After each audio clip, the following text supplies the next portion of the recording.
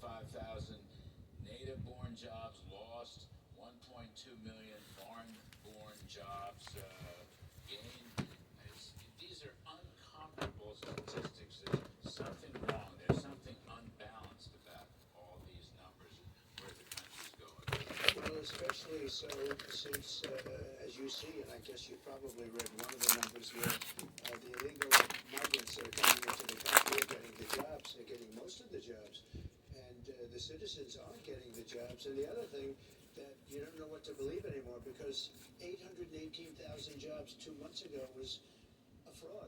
They put in 818,000 extra jobs and it got wiped out. They said they made a mistake. That wasn't a mistake. That was done on purpose. And it was supposed to come out, that number, the wipeout was supposed to be after the election. It was a whistleblower that came out and announced that they defrauded the country. So you say, like, how does that happen? I've never heard of a thing. I've heard of they were up by 10,000, 15,000. They were up by 818,000 jobs. So when is that going to come out? Yeah, well, it's probably be revised down. I mean, it's hard to know. We've never seen anything like it, as No, you point we've out. never seen numbers like this last And 7 again, months. manufacturing jobs continue to decline, and the manufacturing ISM purchasing managers continues to decline. We haven't had any manufacturing jobs in 2 years. We're in a manufacturing slump, probably a manufacturing recession. Is this attributable, do you think, to Biden-Harris policy?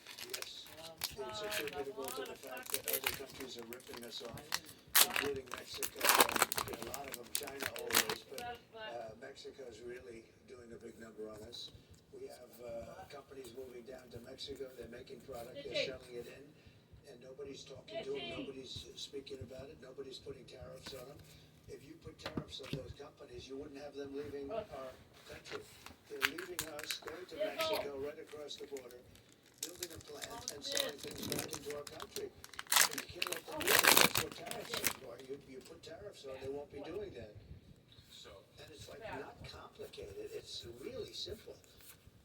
so your plan, we're going to get to the tax hikes for Kamala Harris, but your plan, you will offer 15%, 20 to 15% business tax rate, which would be the lowest I think we've ever had in this country, and make us among the probably the lowest, or maybe the second lowest around the entire world. That's how competitive we'd be. But you got to produce it here. You've got to produce it here. Now, I think that would go a long way towards solving some of these various problems, foreign-born versus native-born, manufacturing jobs, and things of that sort. Tell me more about that vision. Tell me more what goes along with that. So first of all, I brought it from 39 down to 21.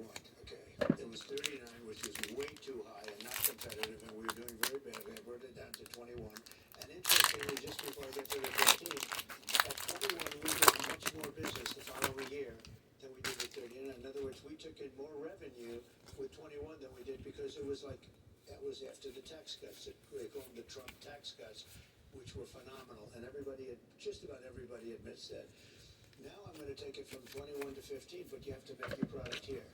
And I'm going to guard them because a part of it is, as per your first question, we have to guard our companies.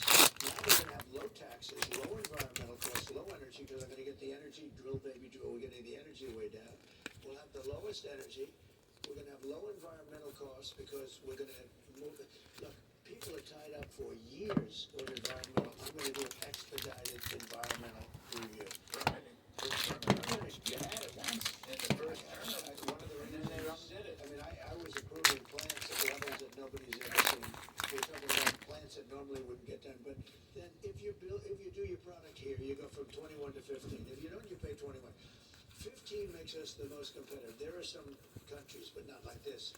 There are a few countries that are slightly less. But 15 makes us so competitive. Everyone's going to come rushing into our country.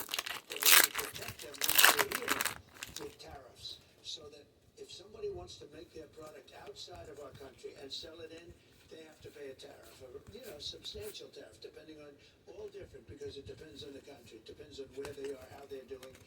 And like we have a case of India, which charges us massive, massive tariffs. You look at Harley Davidson and companies that went to India because they didn't want to percent.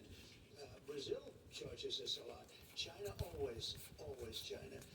And you know, I took in hundreds of billions of dollars from China. No president ever took in 10 cents. Not even, and I mean 10 cents. We never took in any money. I took in hundreds of billions of dollars. And now China's totally out of control. We have a deficit with China now that I've never seen anything like it, what they're doing with China. But we have a deficit with the country. We will take it from a deficit. We'll knock that down. When you start charging people tariffs, our country was the richest when we were doing tariffs. That was the richest. This was in the 1880s and 90s. We were you know, if you go back to the dates and you look, our country was so rich, we didn't know what to do with all the money we had. They had committees, the Great Tariff Committee of 1887. This was a committee that was set up to, like, where do you give all this? What do you do with all the money? William McKinley. That was on the William William McKinley, he was the chairman of the House Ways and Means Committee.